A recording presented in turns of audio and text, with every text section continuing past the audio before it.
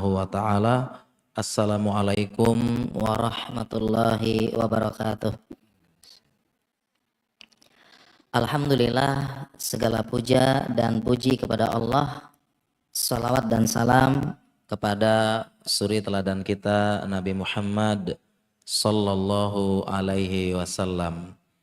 Baik para akhwat, para muslimah, para ibu-ibu yang semoga dirahmati dan disayangi oleh Allah. Insya Allah di kesempatan duha yang penuh berkah, di majelis ilmu yang penuh berkah ini, kita akan membahas tentang bagaimana fikih skincare dan kecantikan yang kontemporer. Kita akan membahas beberapa hal ya, terkait dengan dunia kecantikan yang di zaman modern ini sangat berkembang. Baik tekniknya, bahan-bahannya, alatnya, metodenya terus berkembang seiring dengan kemajuan zaman dan teknologi, dan tentunya melahirkan berbagai macam permasalahan fikih kontemporer. Ya, berbagai macam produk ya, dari yang halal ada katanya, ada juga bahan-bahan yang haram. Bagaimana kalau belum tersertifikasi halal? Bagaimana kalau beritanya katanya ada benda-benda yang diharamkan? Demikian juga dengan bagaimana kalau ada zat yang justru membuat bahaya seperti itu. Kita bahas kilas ya, berbicara tentang kecantikan, skincare, ya tentu insya Allah semua udah paham ya. Secara fitrah wanita itu ingin terlihat cantik ya. Tidak ada wanita yang tidak ingin terlihat cantik. Ya, buktinya adalah wanita sangat sensitif dengan perkataan dan komentar terkait dengan penampilan tubuh serta kecantikan. Itu sangat sensitif, bisa dibawa tidur, dibawa mimpi sampai berpengaruh untuk kehidupan sebulan dan berapa tahun ke depannya. Misalnya ada perkataan, loh Jeng kok agak gemukan ya, wah ini bisa semalam gak tidur, 1 bulan gak makan. Ya, Puasa dok. iya itu perempuan langsung kepikiran. Ya demikian juga dengan ada perkataan kok sekarang lebih kusam gitu ya. Wah langsung nyari amplas buat ngamplas muka supaya bersih. Ya bersih ya. Itu memang itu dan ini tapi ini adalah fitrah ya. Fitrahnya perempuan, mereka suka berhias, suka terlihat cantik. Bukan hanya di depan laki-laki, tapi ingin terlihat cantik juga di depan temannya. Ya, jadi yang paling bagus, paling kurus, paling cantik, paling kinclong, paling putih, paling glowing. Itu memang perempuan memang sudah fitrah. Ya, dan memang Islam sudah menetapkan hal ini ya. Itu suatu hal yang wajar, normal bagi wanita. Nah, kalau kita bahas kecantikan sangat banyak ya. Intinya sudah paham semua ya, ibu-ibu ya. Kecantikan itu tujuan utamanya untuk suami dan juga tentunya juga tidak boleh diperlihatkan secara luas ya. Karena engkau cantik tapi bukan konsumsi publik. Ya, mungkin karena waktu terbatas kita langsung fokus ya ke permasalahan kontemporer. Tadi kita sebutkan kemajuan zaman, teknologi yang sekarang Masya Allah ya, semua bisa jadi cantik asalkan ada uangnya. Itu aja pokoknya sekarang ya. Jangankan perempuan, laki-laki aja terbang ke Thailand pulang-pulang cantik. Ya, itu laki-laki ya. Apalagi perempuan. Laki-laki tinggal terbang ke Thailand pulang-pulang cantik ya. Cantik, putih, glowing. Ya. Apalagi perempuan. Ya, ditambah sekarang ya, kalau dulu dan zaman udah berubah ya. Selain perkembangan zaman, teknologinya, sekarang pun udah zaman sosial media, flexing, pamer dan sebagainya. Kalau dulu ya, dulu kecenderungannya artis-artis, publik figur itu masih malu-malu.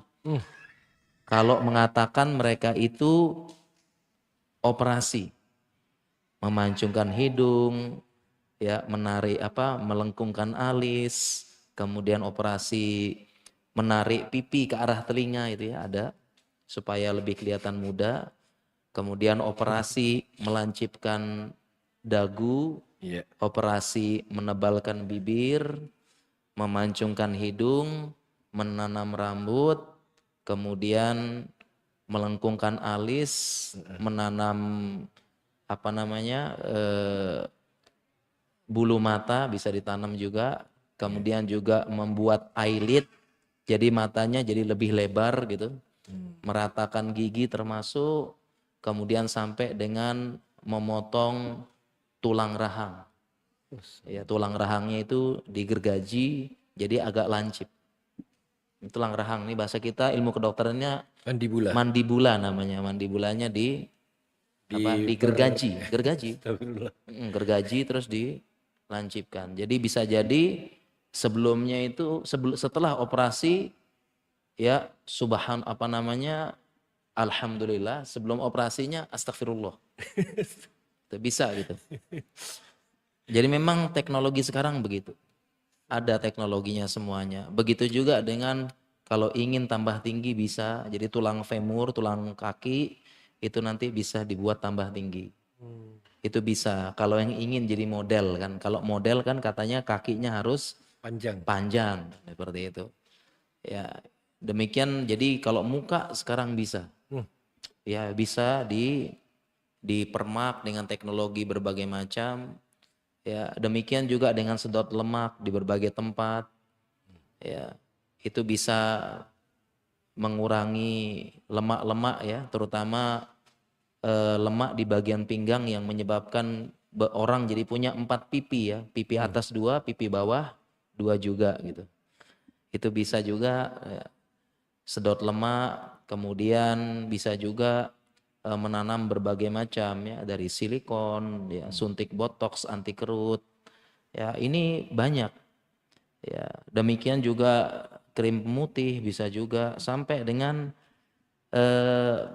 membuat perubahan yang benar-benar drastis ya, dari suntik vitamin C, ada suntik vitamin C plus kolagen, ada lagi suntik vitamin C, kolagen plus glutathione. Namanya glutathione. Nah, glutathione inilah zat yang ada pada infus whitening atau infusnya artis. Kalau yang kualitasnya bagus, sekali infus 40 juta. Iya. Dan hasilnya benar-benar putih. Ya. Kenapa? Karena kalau cara kerja dari krim pemutih, ya, kemudian kolagen, itu cara kerjanya adalah meremajakan kulit. Jadi kulitnya senantiasa berganti yang baru terus, jadinya seger, jadinya terlihat lebih cerah, otomatis lebih putih. Tapi kalau ditambah dengan zat namanya glutathione, ya, glutathione tulisannya ya. Kalau ditambah zat itu biasanya pada infus whitening biasanya ya, maka cara kerjanya dia akan mematikan sel yang namanya melanosit. Nah, jadi sel kita di bawah kulit ada namanya sel melanosit yang dia menghasilkan yang namanya pigmen kulit. Dia menghasilkan apa?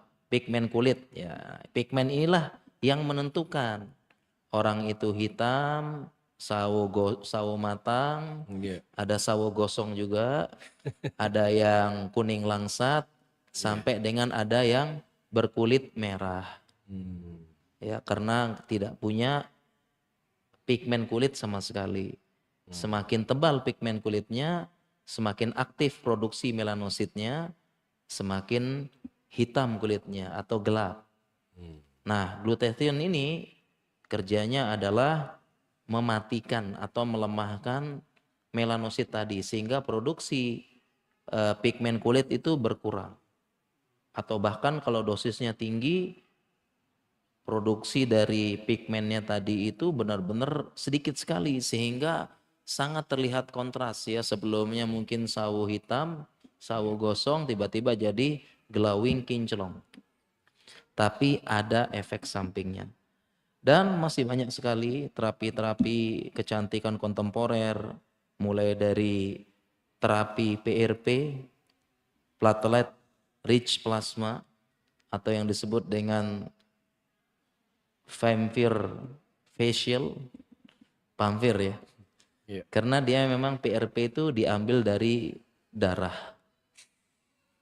Yang kedua ada suntik DNA salmon. Nah, ada juga kalau suntik botox sejak dulu kala, ya. Kemudian juga menanam berbagai macam silikon dengan berbagai macam kualitas, ya. Biasanya di bibir biar tebel, entah kenapa ya. Kenapa nggak pakai pakai suntikan lebah gitu kan langsung tebel banget gitu ya. Langsung gatal. Langsung tebel banget kalau pakai lebah kan ya. Ya, demikian juga dengan beberapa macam facial yang lainnya. Ya, demikian juga dengan operasi banyak banget ya yang bertanya operasi tadi ya, operasi eh, operasi supaya masa depan cerah, latar belakang bagus katanya. Jadi bagian depannya cerah, bagian belakangnya bagus gitu. Jadi operasi menanam silikon. Ya, supaya bagian depan masa depan cerah, latar belakang bagus katanya. Iya. Ditanam di dada dan di bokong. Iya, iya, iya. Itu maksudnya bahasa kita ya. Pengen masa depan cerah, latar belakang bagus. Ya, operasi silikon. Ya, operasi silikon, kemudian juga berbagai macam zat-zat yang lainnya. Cara kerjanya seperti itu. Ya, dan tentunya beberapa zat-zat ini ada yang bagus, ada yang berbahaya untuk jangka panjangnya. Ya, apalagi misalnya krim pemutih ditambah dengan steroid, masya Allah ini memang langsung kelihatan bersih, glowing, tapi untuk kedepannya pemakaian kortikosteroid ini berdampak kurang bagus, bisa merusak kulit. Ya, makanya sebagian ada yang ketika melakukan terapi ya itu keluar-keluar seperti kepiting direbus.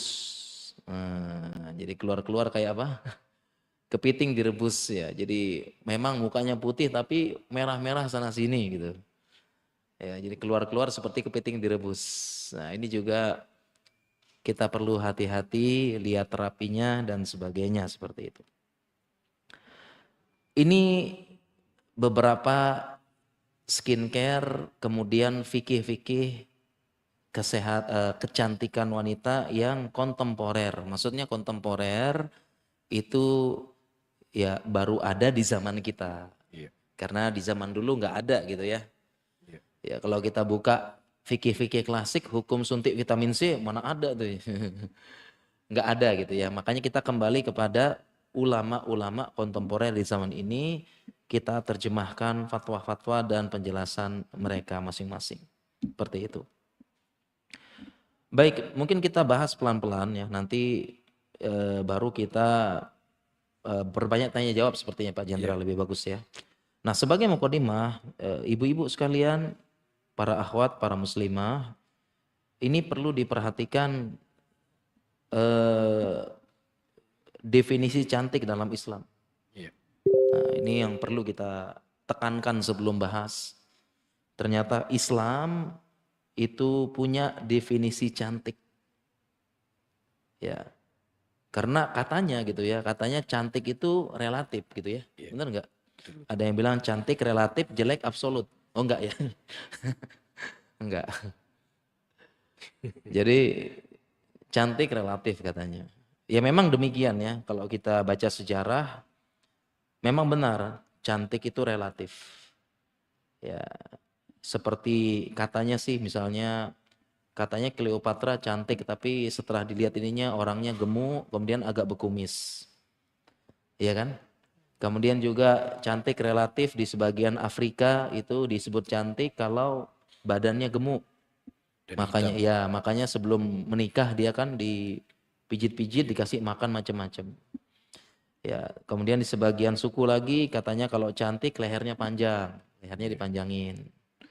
Sebagian suku lagi katanya cantik itu telinganya dilobangin sampai bawah. Jadi definisi cantik beda-beda ya. Di tahun sekitar tahun ini saya pelajari di mata kuliah operasi bedah plastik. Jadi definisi cantik ini dulu saya pelajari di mata kuliah operasi bedah plastik. Jadi kita ada kuliahnya, mata kuliahnya dulu dibahas. Ya, definisi cantik memang dulu beda-beda. Kita ke Indonesia aja dulu, di Indonesia sekitar tahun 60, 70 sampai 80 ya itu definisi cantik adalah perempuannya berisi. Ya, agak berisi dikit. Itu definisi cantik. Dia agak berisi. Nah, sekarang harus yang apa ya? Harus yang benar-benar super kurus gitu ya. Kurus gitu ya. Dulu tuh definisinya agak berisi, sekarang beda. Hampir setiap zaman beda definisi cantiknya. Contoh misalnya hadis ya, hadis di sini la'anallahu wasimat wal mutasimat wal mutanammisat wal mutafallijat. Allah melaknat ya, orang yang mentato, diminta tato, mencabut alis, dikerok alisnya, dan mutafallijat, wanita yang merenggangkan gigi.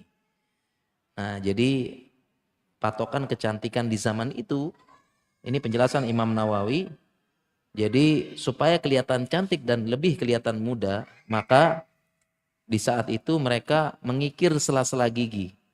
Jadi giginya agak renggang sedikit, mutafalijat. Nah ini dianggap cantik zaman dulu. Ya, jadi setiap zaman patokan kecantikan beda. Nah ketika mulai ada acara Miss Universe, Ratu Kecantikan Dunia, apalagi itu?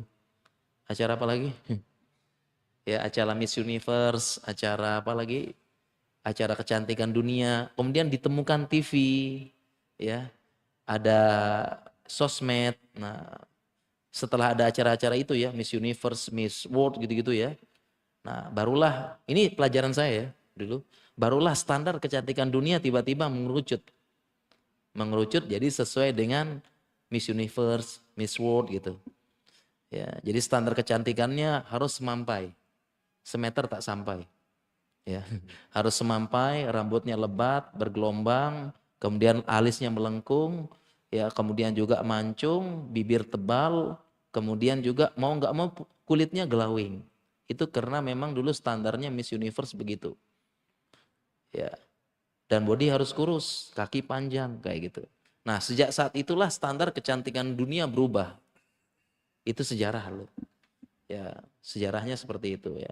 Kemudian sekarang berubah, kiblatnya sekarang kecantikan ke arah Korea. Maka Iya betul. berubahlah sekarang. Nah, berubah lagi tren.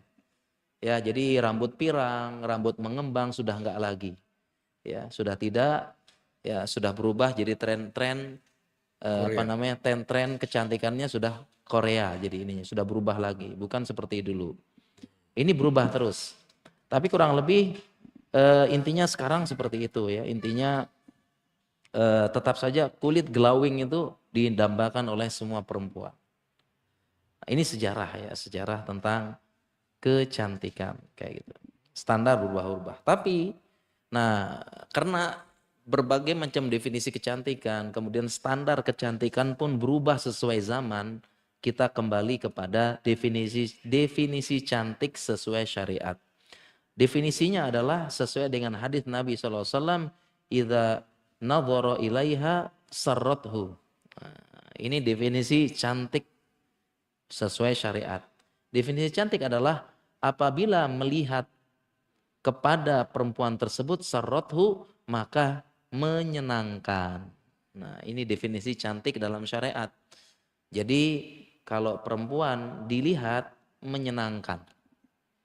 Definisi cantik dalam syariat. Baik itu bagi suaminya maupun bagi orang lain.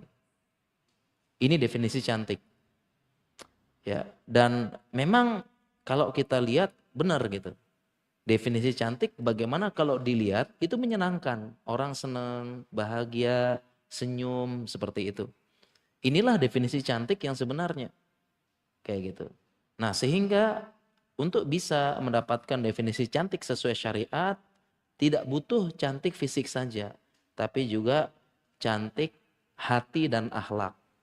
Karena kecantikan wajah membuat menatap, kecantikan hati membuat menetap. Ini definisi cantik sesuai dengan syariat. Nah, sehingga kalau ibu-ibu, mbak-mbak pengen terlihat cantik, tidak cukup dengan kecantikan wajah saja, tapi bagaimana memiliki inner beauty, akhlak karimah, adab yang baik, senyum yang ikhlas, serta tangan yang mudah membantu dan menyenangkan orang-orang yang melihat, termasuk suaminya. Dan ini terbukti, kita punya public figure, artis, influencer. Siapa coba yang bilang mereka jelek? Rata-rata cantik semua tuh. Dengan biaya maintenance yang luar biasa. Ya, luar biasa. Ya, artis itu sekali masuk salon, masuk perawatan bisa ratusan juta, puluhan juta. Berbagai macam treatmentnya. Ya. Dan mereka semua secara zohir banyak yang bilang cantik. Tapi faktanya tidak sedikit juga mereka yang cerai, rumah tangga rusak, rumah tangga hancur, suaminya nggak mau ketemu, suaminya langsung mentalak 3. Padahal cantik. Ya cantik, body bagus, penampilan Masya Allah. Tapi suaminya menceraikan. Ya, bahkan ada yang kawin cerai juga ada. Kayak gitu. Nah, ini apakah cantik? Tentu bukan.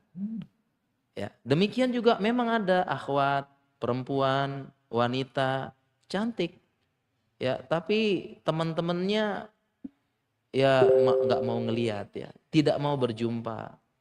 Kalau datang ya semuanya memalingkan pandangan, ngobrol secukupnya saja, menyapa ala kadarnya saja, bahkan nggak mau ngelihat. Padahal perempuan ini cantik, body bagus, glowing, tapi nggak ada yang mau melihat, nggak ada yang mau tutur sapa, tidak ada yang mau menyapa. Maka ini bukan definisi cantik. Ya, ini cantik sesungguhnya. Ya, bahkan kalau sampai pada tahap suaminya mau bayangin mukanya aja nggak mau gitu. Ya, saking apa ya bencinya, saking mungkin akhlaknya rusak dan sebagainya. Ya, jadi ini bukan cantik kalau begini. Orang nggak mau ngelihat, orang nggak mau nyapa. Ya, bukan cantik. Sebaliknya, ya mungkin penampilan biasa, sederhana, wajah ya cukup, ya dan sebagainya. Jadi tapi memiliki akhlak yang bagus ya. Ya ini mau dibagikan Pak Jenderanya. Saya bawain buat hadiah insya Allah. Ya ini siap, ini ada hadiah ya ini buat penanya ya, yang paling buat yang bagus. penanya ya. Di sini juga saya bahas fikih kontemporer kesehatan, saya bahas ini hadiah insya Allah. Wajib punya ini bukunya. Kita lanjut ya, kita lanjut tadi. Bahkan sebaliknya sekarang ya ada perempuan, wanita, muslimah, ya mungkin wajahnya cukup insya Allah. Ya, artinya ya sederhana. Kemudian ada yang mengatakan manis ya, karena memang definisi manis dan cantik beda gitu. Kalau katanya sih, katanya Pak Jendra ya, kalau cantik itu bisa bosen dilihat katanya. Tapi kalau manis tuh nggak bosen-bosen katanya sih ya. Katanya. Kalau manisnya hilang, sisa pahitnya. Ya sisa pahit. Katanya, ya gitulah perempuan ya sederhana, nggak ya dia cukup manis mungkin ya. Kemudian ya tidak sampai glowing banget gitu. Tapi Masya Allah ya dia murah senyum, ya ceria, ya suka membantu, kemudian juga adabnya bagus, akhlaknya bagus, ya wajahnya selalu dihiasi dengan optimisme, ya senyum terus ya. Sehingga pertama tentu suaminya senang gitu, suaminya senang lihat senyum, ya lihatnya senang.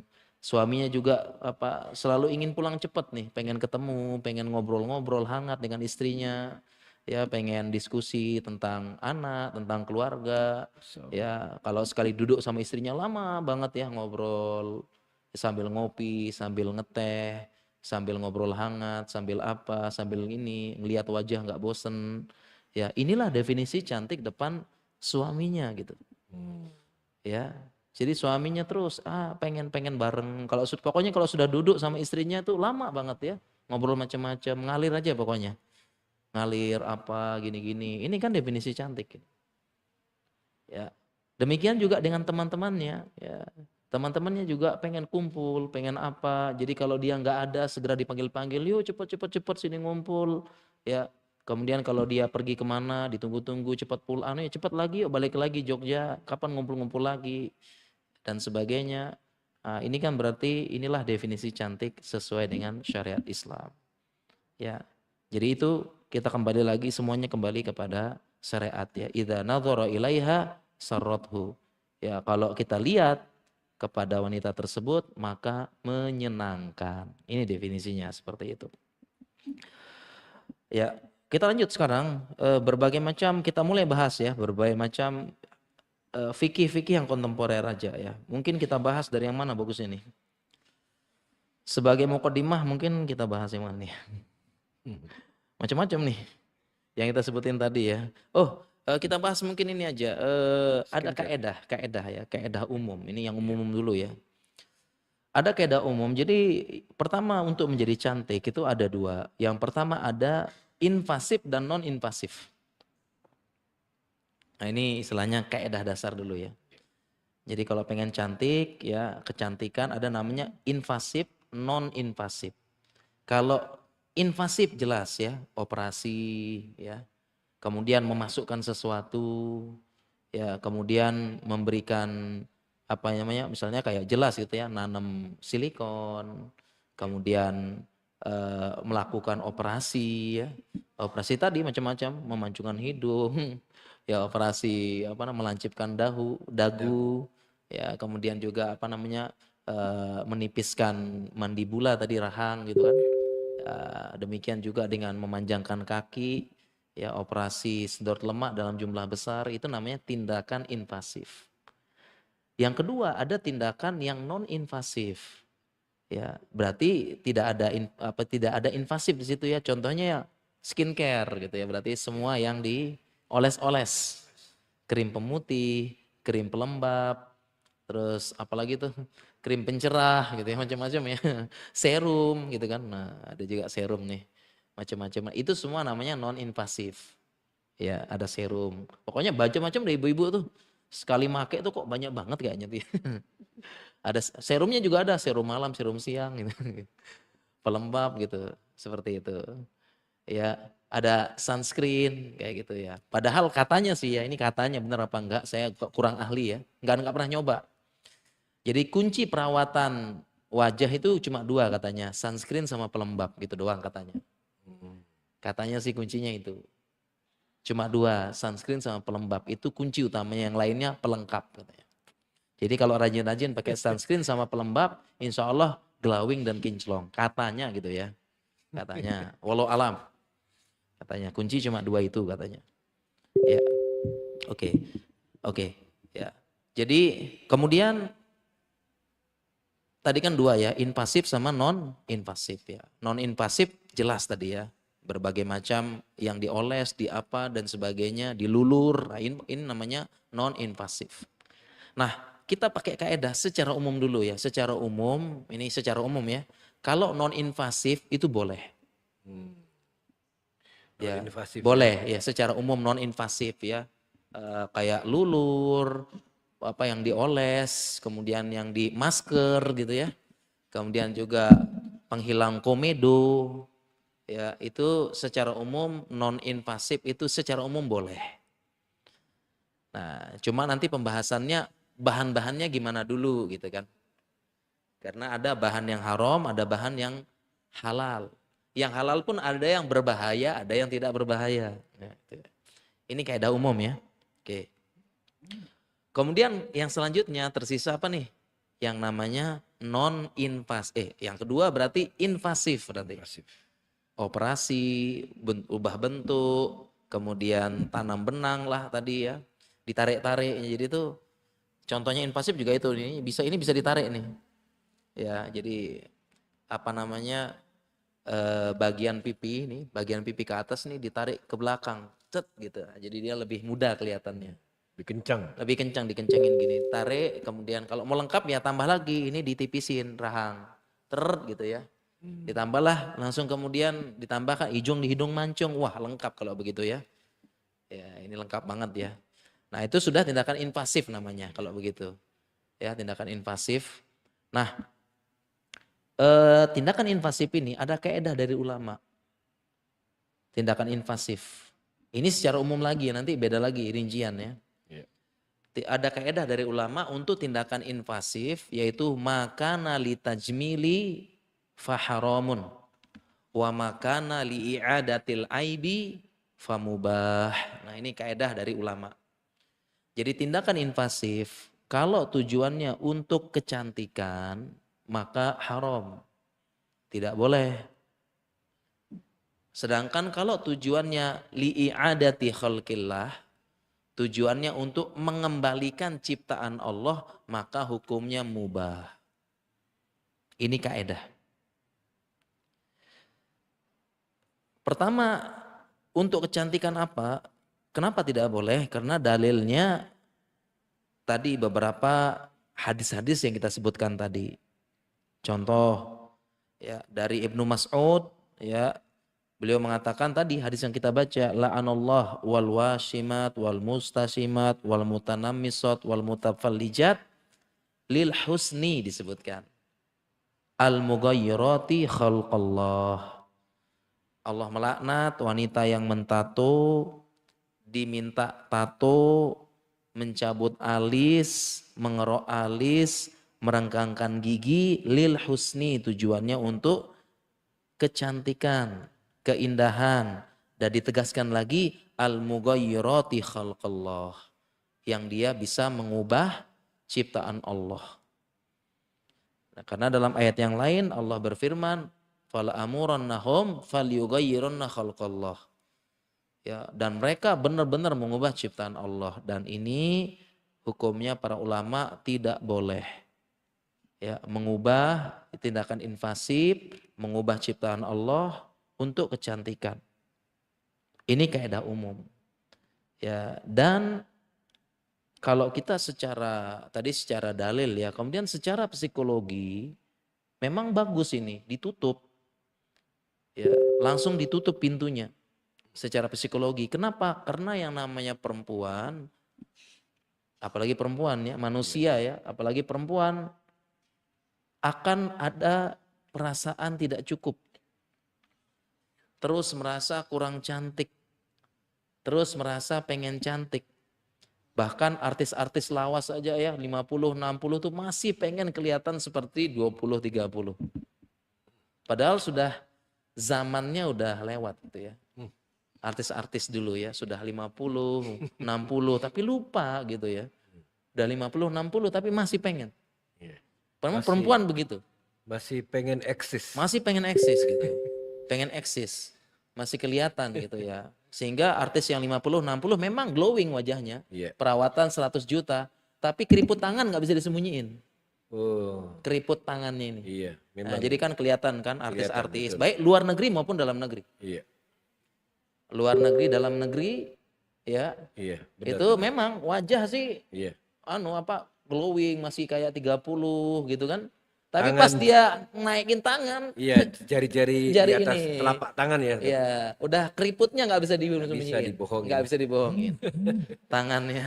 Jadi kontras. Iya. Jangan dibilang nenek-nenek ya.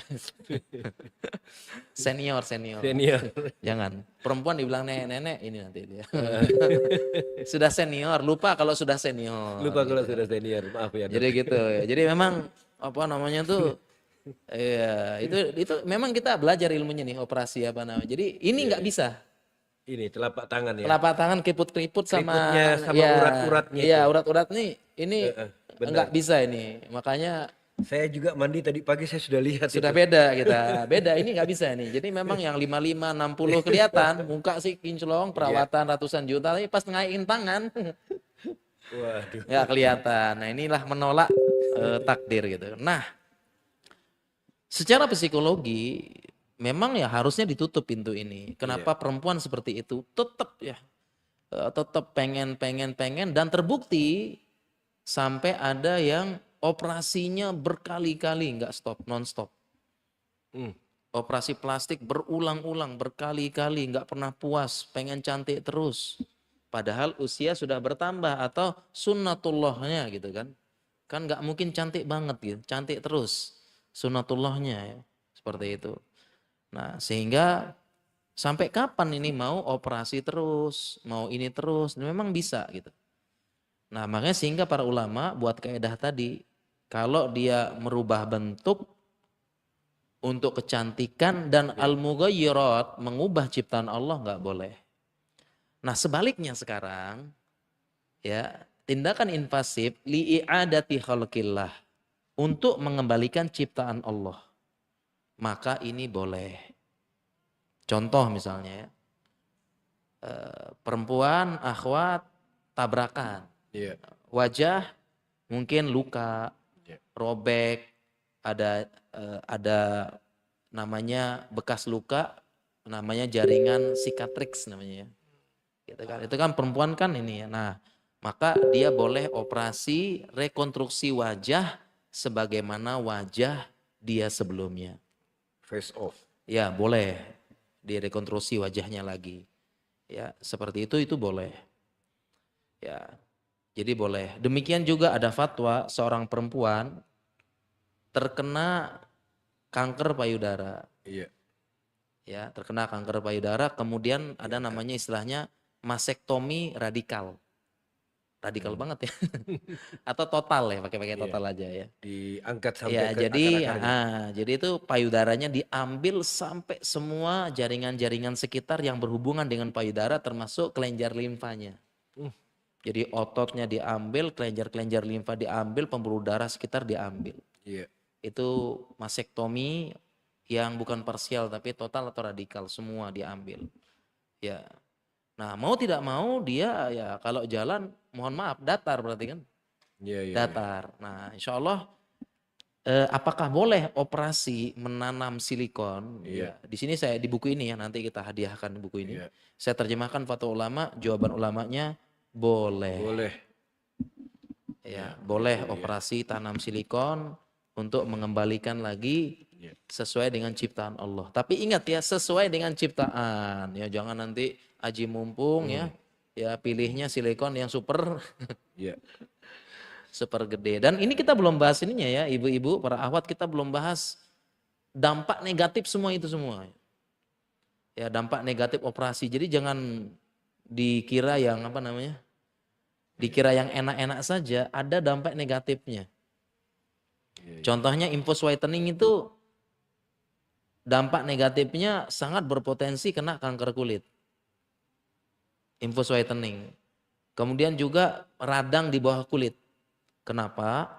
Karena sebenarnya kita ini Allah ciptakan sesuai dengan iklim dan lingkungan. Orang Afrika, mohon maaf ya, hitam legam, karena di sana paparan matahari luar biasa. Kemudian orang Eropa diciptakan dengan kulitnya merah, bahkan pigmen kulitnya hampir-hampir nggak ada. Ya apalagi mungkin kalau Eropanya Turki dan sebagainya itu masih apa ya, masih adalah pigmennya. Tapi kalau Eropanya di Irlandia Utara, Norwegia, Rusia bagian utara itu hampir-hampir putihnya yang pigmennya nggak ada. Karena mereka nggak ketemu matahari. Peteng dedek. Ya, jadi dia bahasanya gelap gulita ya. Iya, karena dia nggak ketemu matahari, mataharinya sedikit banget, maka mau nggak mau ya pigmennya nggak ada. Supaya karena tubuh kita butuh sinar matahari. Makanya mereka sampai benar-benar yang putihnya itu justru kelihatan merah, disebut berkulit merah. Karena yang kelihatan darah tok di bawah kulit. Karena pigmen nggak ada. Gitu. Iya, iya. Nah Indonesia tengah-tengah. Makanya sawo gosong. Enggak ya, sawo matang gitu. Nah sehingga kalau kita mengubah kodrat yang telah Allah ciptakan dan Iya. fungsi ini tentu berpengaruh. Iya. Jadi ketika orang Indonesia yang notabene-nya kita daerah Katulistiwa gitu, Iya. ya cuma bedanya kita sama Afrika kan Sahara. Jadi yang bikin panas di Afrika tuh sama-sama Katulistiwa, tapi Gurunnya. kan gurun, maka lebih Iya. panas, lebih terik. Lebih terik. Nah, kalau kita alhamdulillah walaupun Katulistiwa tapi banyak pohon-pohon sama pohon-pohon sama gunung gitu. Iya. Makanya Allah ciptakan sawo matang kita. Dan itulah kulit terbaik untuk kesehatan kita. Jadi kalau ada yang coba-coba ubah, ya suntik glutation itu untuk mematikan sel melanosit tadi, pigmen yang nggak ada, memang putih tapi kulitnya bahaya terpapar oleh sinar matahari di Indonesia. Makanya habis infus whitening itu nasihatnya kemana-mana pakai payung. Habis suntik, habis infus whitening. Iya, iya. Itu nasihatnya kemana-mana pakai payung. Nah, kalau artis sih bisa kan pakai payung, habis itu baru keluar ruangan udah naik mobil. Iya. Artis bisa gitu kan. Iya. Tapi kalau bukan public figure gimana ya? Harus macul, ngarit, belanja, ngepel, Ke pasar. ke pasar, jemur gitu kan. Iya. Nah, ini kan gimana ini nanti kena paparan nanti malah kena kanker kulit. Ataupun kalau nggak kena kanker kulit, awal-awal langsung inflamasi. Inflamasi itu apa ya? Inflamasi itu peradangan. Iya. Awal-awal langsung peradangan merah-merah gitu ya. Ditambah lagi gatel apa gitu. Nah itu peradangan karena nggak kuat kena sinar matahari kayak gitu. Jadi ini kita belum bicara tentang efek samping ya infus whitening. Demikian juga misalnya operasi menanam silikon di Iya. depan. Ya itu juga sebagian perempuan yang gede-gede itu jangan dikira enak. Mereka banyak terkena namanya back pain, sakit punggung. Karena dia bawa depan gede bawa depan itu berat. Jadi dia tuh banyak yang punya back ini sakit punggung. Beban di punggung. Ya mengangkat beban gitu ya. Halaman 289 dok. Iya di buku nanti ya. Implan payudara demi suami. Nah gitu. Itu juga jangan jangan lihat enak banget ini operasi silikon. Itu jangan kira banyak yang kena sakit punggung gitu. Sakit punggung karena beban berat. Iya. Ya, dan akhirnya ada juga yang kembali ke dokter kita ya supaya dicabut lagi. Dicabut lagi gitu ataupun dikurangin gitu ya, dikurangin kayak gitu. Cabut lagi. Jadi jangan kira efek-efeknya belum gitu ya. Efek-efek apalagi kalau dia telat ganti sedikit maka di selanya itu rentan terinfeksi jamur. Di sela bawahnya itu. Kan ketekan terus ke bawah kan? Iya. Nah, tekan ke bawah kalau nggak sering-sering ganti itu kan keringat gesek-gesek. Iya. Nah, itu radang plus kalau tempatnya lembab ya jamur. Iya, iya. Nah, jadi memang efeknya sering-sering ganti kayak gitu. Jadi itu jangan bayangin yang enak-enak saja gitu ya. Ini belum kita bicara efek samping dan sebagainya. Ya belum lagi yang pakai hak tinggi juga sama. Itu juga terkena beberapa penyakit Iya. pada otot namanya gastrocnemiusnya juga kena. Ya jadi intinya ya tidak seindah yang dibayangkan ya tidak seini ya. Jadi ya dan juga istilahnya sampai kapan mau begitu pengen cantik terus ya. Makanya Islam benar. Ya langsung yang invasif ini ditutup benar-benar nggak boleh udah. Dan insya Allah lebih melahirkan sifat qanaah. Qanaah menerima apa yang Allah takdirkan seperti itu. Ya, nah jadi kalau ringkasnya itu aja ya mukadimahnya. Iya. Kalau dia invasif, hukum asal haram ini hukum asal ya. Sedangkan yang i'adatul aib mengembalikan ke fungsi awal itu ini hukumnya mubah seperti itu. Ya, makanya ada pertanyaan juga sama perempuan yang tumbuh kumisnya tebel, boleh nggak pakai terapi laser itu dihilangin? Jawabannya boleh. Ya, karena kalau pakai laser itu dimatikan sampai akarnya. Jadi dia perempuan itu nggak kumisan lagi. Jadi dia nggak dikira perempuan yang testosteronnya tinggi. Iya. Kayak gitu kan. Jadi banyak bilang perempuan kumisan testosteronnya tinggi. Kayak gitu ya. Oke Pak Jendra, mungkin Ya, sudah jam 10 ya. ya Ya, oke 15 kita menit lagi insya Allah mungkin ada. bersoal jawab dan kita ucapkan terima kasih banyak Dok atas ilmu yang telah disampaikan. Masya Allah ya, dan pertanyaan sudah banyak yang masuk tentang masalah glowing ini. Kalau dari saya supaya tidak lupa dari ingatan saya, sekarang malah justru laki-laki yang mau Iya. pergi glowing. Ini anunya. Dan biasanya, Dok, Iya. itu kan yang apa ya? Yang mengerjakan itu kan wanita ya. Iya. Ini Yang ngerjakan. hukumnya, iya. Saya tanya, iya padahal anak ini mau masuk tentara. Benar Iya. sungguh ini. Mau masuk tentara, ibu bapaknya TNI ya kan. Tapi malah justru pergi ke glowing gitu loh. Iya, insya Saya Allah. sampai anunya itu Koreanya Korea banget gitu Iya. loh. Memang sudah zaman Sudah beda ya. zamannya sudah berbeda. Iya. Sudah apa ya, sudah Korea oriented. Iya. Jadi laki-laki sekarang sudah punya skincare lengkap juga gitu. Oh gitu ya Dok ya. Iya. Iklan-iklannya laki-laki sekarang itu ya. Masya Allah, tabarakallah. Ustadz, Dok, kita buka sesi tanya jawab. Yang pertama, Bismillahirrahmanirrahim. Assalamualaikum warahmatullahi wabarakatuh. Semoga Dr. Rehan beserta keluarga dan seluruh tim pengajian Muslimah Jogja dan video Muslim TV selalu diberkahi oleh Allah Subhanahu wa Ta'ala. Amin. Izin bertanya, Dok, apakah hukumnya suntik pemutih pada saat kehamilan dengan tujuan agar anaknya yang dikandung bisa putih nantinya? Mohon dikasih buku ini. Iya, Silakan baik Dok. ya. Iya, baik, ini pertanyaannya bagus, rinci gitu juga ya. Ya nggak apa-apa, kita kasih hadiah buku ya, ya insya Allah. Ya, baik ya, bagaimana ketika hamil disuntik pemutih gitu ya. Agar anaknya juga putih ya.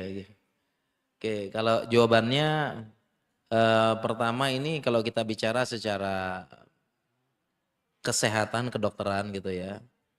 Ini belum tentu bisa gitu. Belum tentu bisa.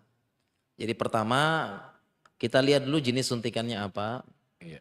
Kenapa? Karena penghubung antara ibu sama janinnya adalah di plasenta.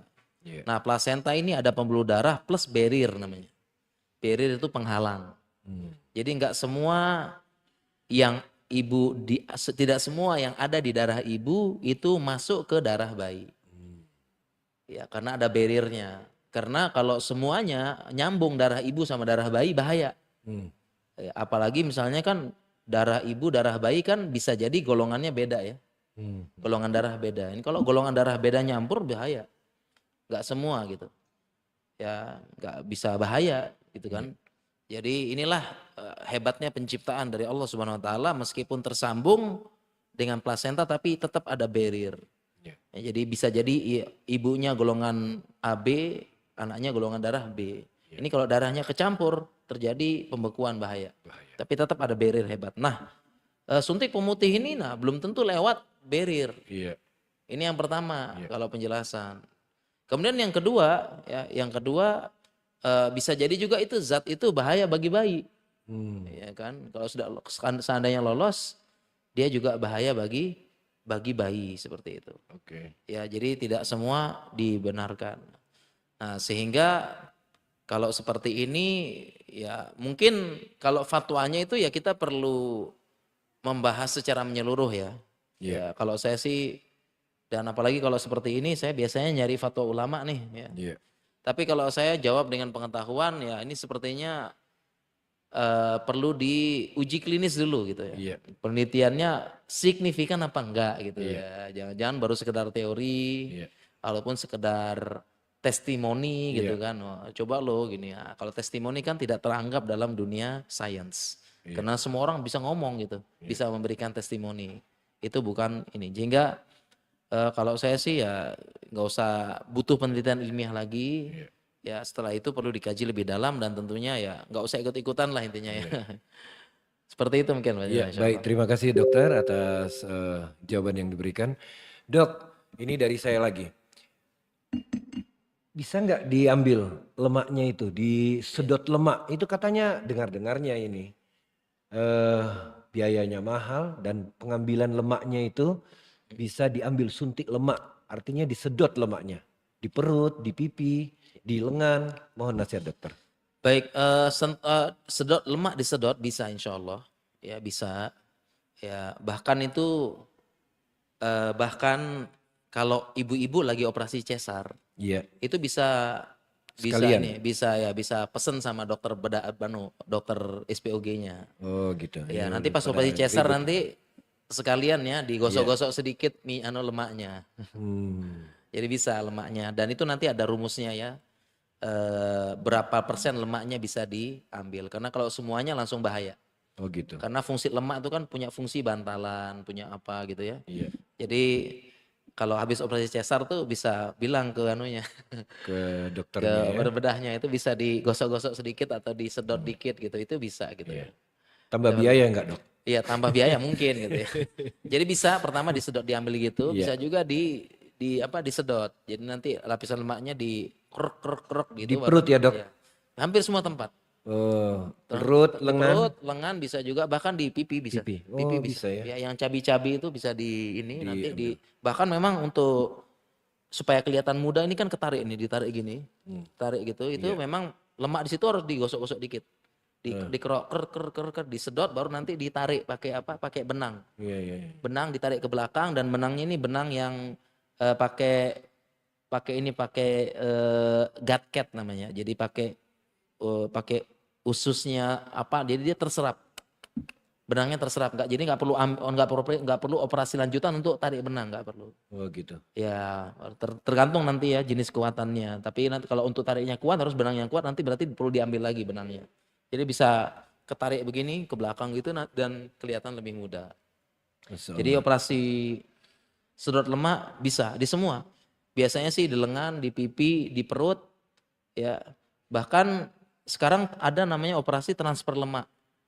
Ya, Iya. ditransfer ke bokong biar bokongnya lebih berisi. Iya. Kayak gitu bisa. Boleh ya? Bisa, Secara ya. syar'i juga boleh dok? Ya, tapi kalau secara syariat tidak boleh. Oh gitu. Ya, untuk operasi sedot lemak tidak boleh karena termasuk tindakan invasif. Invasif itu Invasif tadi. ya, termasuk. Dengar ya ibu-ibu ya dan remaja putri sekalian. Terima kasih banyak dok. Kita lanjut banyak sekali pertanyaan mudah-mudahan cukup waktunya. Iya. Assalamualaikum dokter, izin bertanya bagaimana hukumnya muslimah melakukan perawatan rutin akupuntur wajah?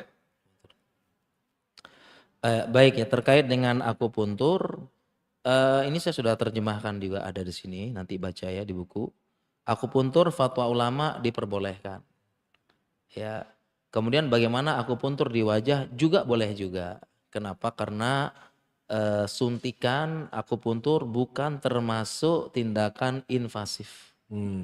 Dia bukan ya, dia bukan invasif. Jadi cuma nyuntik Jadi gitu cuman doang. hanya Ya, itu iya, kan cuma nggak ngubah macam-macam iya, kan. Nah, dia cuma kasihkan aliran strom biasanya dok. ya atau gitu dikasih disuntik, dia tidak teranggap tindakan invasif ya. Jadi kan nggak berubah macam-macam kan Tidak ini. berubah. Nah, cuma disuntik doang. Memang ada yang kasih strom-strom supaya mungkin kan memang kan secara kerja sel kita itu komunikasinya pakai memang aliran ini, aliran Aliran listrik dan ya. ion ya. Iya, Antar kepala kita juga gitu. Makanya iya. kan ada ensefalografi, merekam cara kerja otak. Itu kan prinsipnya kerja elektronnya yang dibaca. Dibaca. EEG itu, ensefalografi gitu untuk ngecek cara kerja otak kan memang gitu. Makanya sebagian akupuntur pasti pakai listrik-listrik ya itu seperti itu katanya sih Iya, ya. iya. Jadi boleh-boleh saja Boleh ya, ya. boleh-boleh ya. Cuma dari segi efektivitas dan sebagainya, nah itu tanya pada ahlinya gitu. Oke. Tuh ya, insya Allah. Dok lanjut, Bismillahirrahmanirrahim. Dok, bolehkah suntik apa nih? Botox ya Iya. dan sedot lemak mata tadi. Ini baru dengar nih lemak mata. Sedot lemak mata. Astagfirullah. Iya, tadi kita sudah jawab ya. Mungkin kalau sedot lemak mata, intinya kalau tindakan invasif hukum asal tidak boleh. Tidak boleh ya. Tidak boleh gitu ya.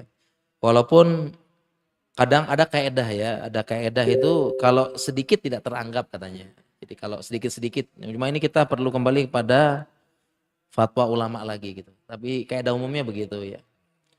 Adapun suntikan botox, ya, suntikan botox beberapa fatwa ulama mengatakan boleh. Oh, boleh ya. Boleh. Beberapa fatwa ulama suntik botox itu boleh. Karena dia sama suntikan tidak termasuk tindakan yang invasif gitu. Bukan. Dia cuma apa? Tidak ada perubahan. Ya artinya cuma suntik gitu doang, nggak sampai yang ubek-ubek gitu ya. Iya. Beda tadi kayak kalau sedot lemak tuh diubek-ubek tuh, diubek-ubek dan langsung berubah gitu kan. Iya. Nah kalau suntik botox ada fatwa ulama ya itu dia tidak termasuk tindakan invasif. Iya. Ya, tidak termasuk tindakan invasif. Ya, dia memasukkan cairan botox tadi dari dari bakteri namanya Botulinum gitu. Iya. Nah, cuma permasalahannya sekarang cairan botox ini nih yang katanya perlu dicari kehalalannya. Ya, halal apa enggak gitu.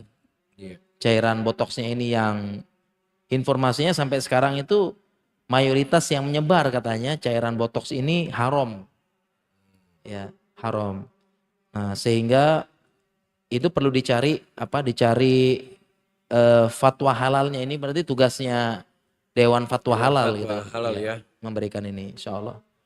Ya. Baik, kita lanjutkan Ya. kembali, Mungkin Dok. itu ya insyaallah seperti Iya. itu. Ya, tapi ada ulama juga yang mengharamkan botox. Ada juga ya. Ada juga yang mengharamkan gitu. Tapi supaya lebih hati-hati lebih baik jangan gitu insyaallah. Kita lanjutkan, Dok. Bismillahirrahmanirrahim. eh Dia sebutkan nama, tapi saya kira Umu Ihsan, Ustazah Umu Ihsan. Tapi kita bacakan. Mohon izin suntik vitamin C untuk kebugaran waktu sakit atau badan kurang sehat. Apakah ini diperbolehkan? Masih lemes-lemes terus mau suntik vitamin C, apakah ini diperbolehkan, Dok? Mohon nasihat dari dokter. Ya, baik. Terkait dengan ini kedengeran enggak Bang? Apa ini? Pengumuman.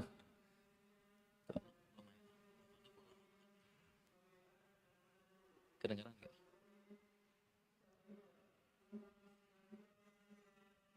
Bocor nggak ya, Mas? Bocor nggak? Ya, bagus. Enggak ya, oke. Yang penting bisa Ya, kedengaran. bisa kedengaran. Ya, coba. Ini udah. Udah. Ya sudah alhamdulillah ya. Iya. Khawatirnya nggak kedengeran.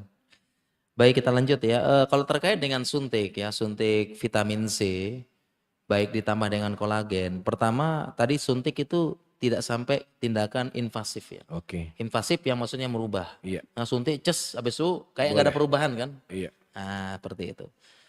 Jadi suntik vitamin C biasanya ditambah dengan kolagen gitu. Memang itu kalau seperti itu rutin memang bisa lebih meremajakan kulit.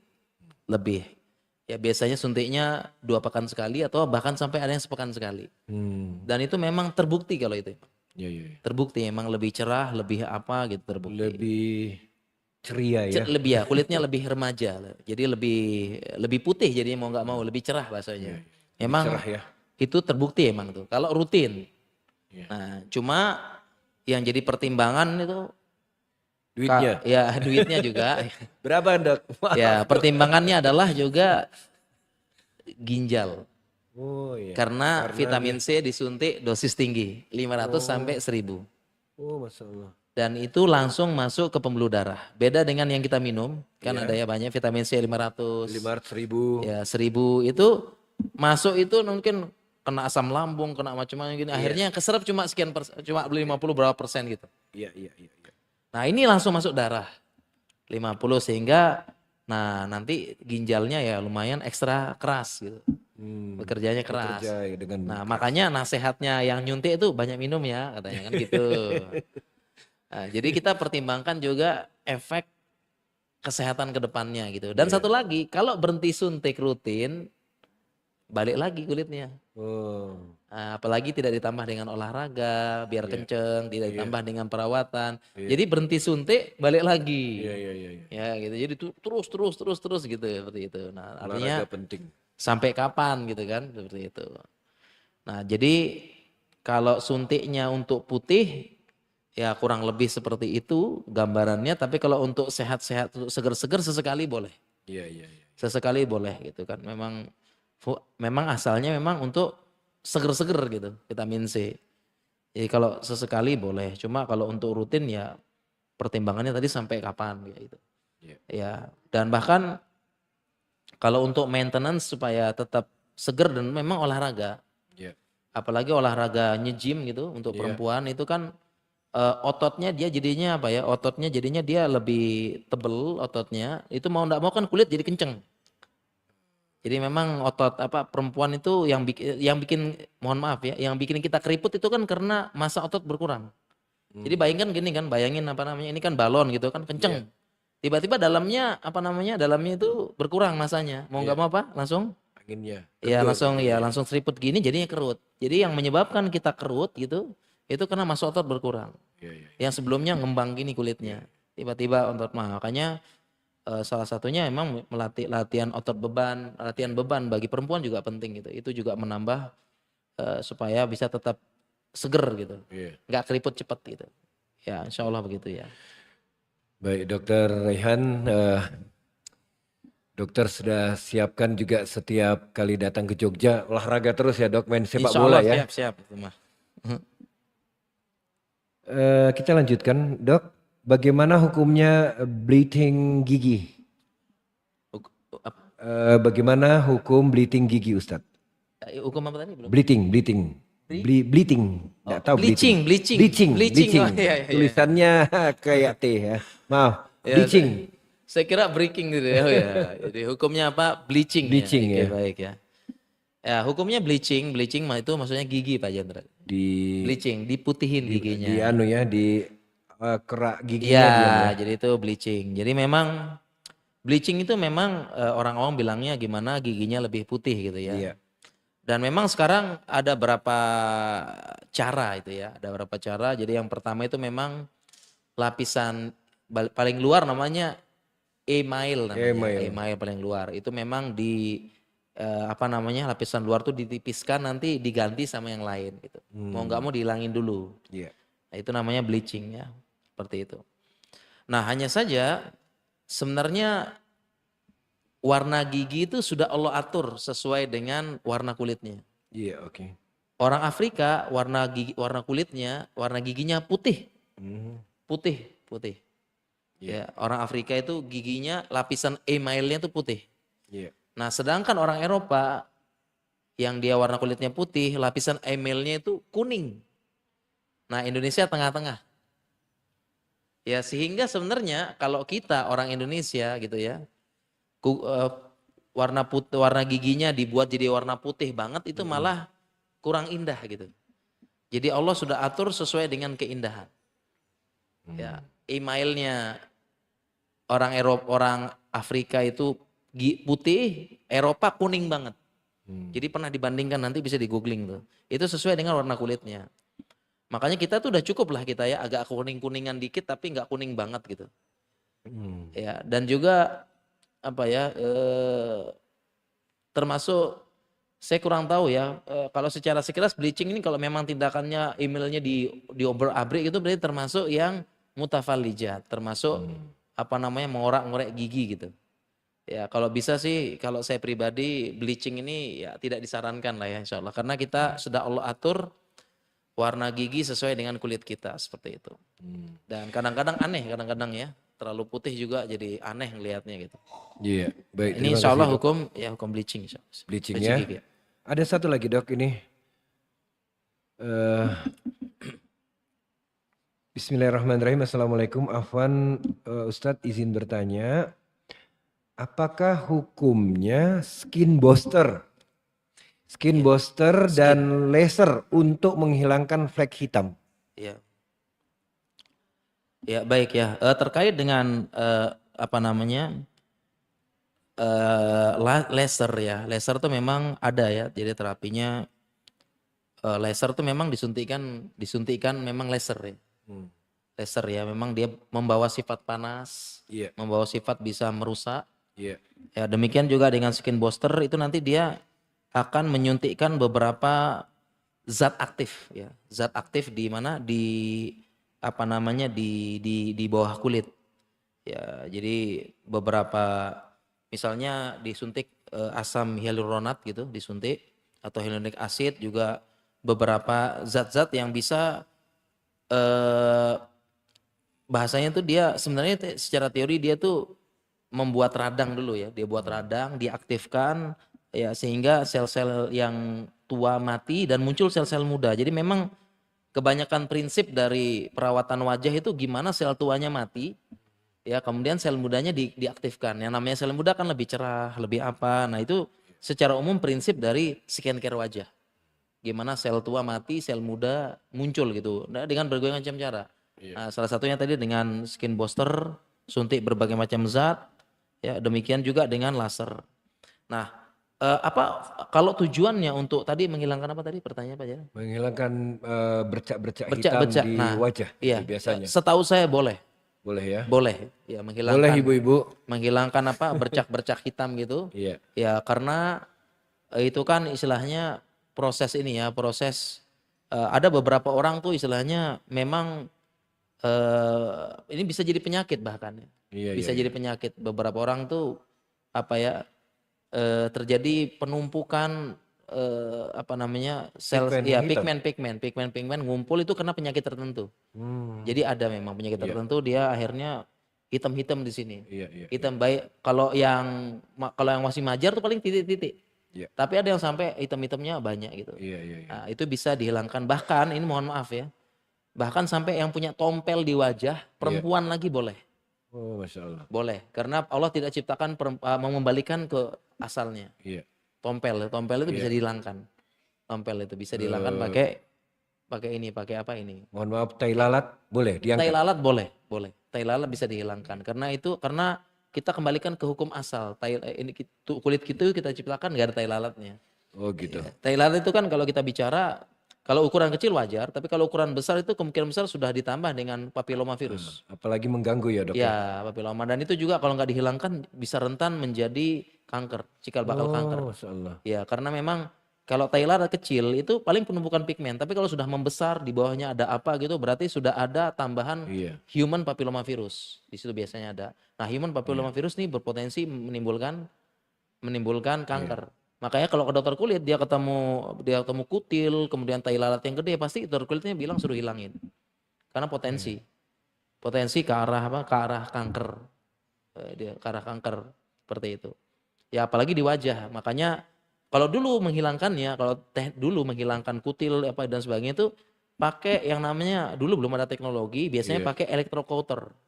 Electrocutter tuh besi yang panas tuh. Iya. Ya tiba-tiba di ces gitu ya sampai akarnya. Iya. Karena kalau cuma kita potong gitu doang tumbuh lagi. Iya. Pakai electrocutter yang besi panas ces sampai akarnya diambil, kemudian lukanya dijahit, lukanya dirawat supaya nggak muncul jaringan sikatrik. Jadi mulus lagi gitu. Selolit ya? Ya, jaringan keloid namanya. Keloid. Ya, bahasa Keloid. kedokterannya sikatrik. Cicatrix. Jaringan sikatrik gitu. Nah, Iya. itu gimana di zaman dulu begitu, tapi masih beresiko tetap muncul. Iya. Nah, sekarang pakai laser mulus. Pakai laser, pakai apa itu bisa dia ngilangin apa? Ngilangin termasuk kan makanya ngilangin tato kan pakai laser. Ya, Iya. itu kan kalau tato kan menyuntik zat warna di bawah kulit. Iya. Nah, itu kan hilanginnya pakai laser juga. Sekalian dok, apakah kalau sudah terlanjur, ada pertanyaan tadi, Iya. terlanjur mentato alis mata, Iya. apakah disarankan untuk di laser tadi itu dihilangkan? Ya, kalau bisa dikembalikan tanpa merusak gitu ya. Oke. Itu dikembalikan lagi ciptaan Allah gitu. Iya. Ya, mudah-mudahan nanti pas menghadap Allah sesuai dengan ciptaan Allah lagi Masya gitu. Allah, Mudah-mudahan tabarakallah. seperti itu ya. Iya. Ya, sesuai dengan saya ridho Iya. pas wafat. Iya. Dia ini sebagai bentuk ya Allah saya ridho engkau ciptakan aku seperti ini, aku ridho. Aku kembali dengan engkau seperti ini juga. Masya Allah, Jadi kalau tabarakallah. bisa dibalikin lagi ya Iya. tatonya tadi kalau Iya. bisa. Tapi kalau nggak bisa mungkin karena faktor macam-macam Iya. ya udah begitu ya. Sebagaimana fatwa ulama ada yang tatonya banyak kan. Iya. Karena memang menghilangkan tato itu ada efek sampingnya juga. Jadi nggak semudah yang dikira gitu. Iya. Apalagi orang dulu pakai setrika.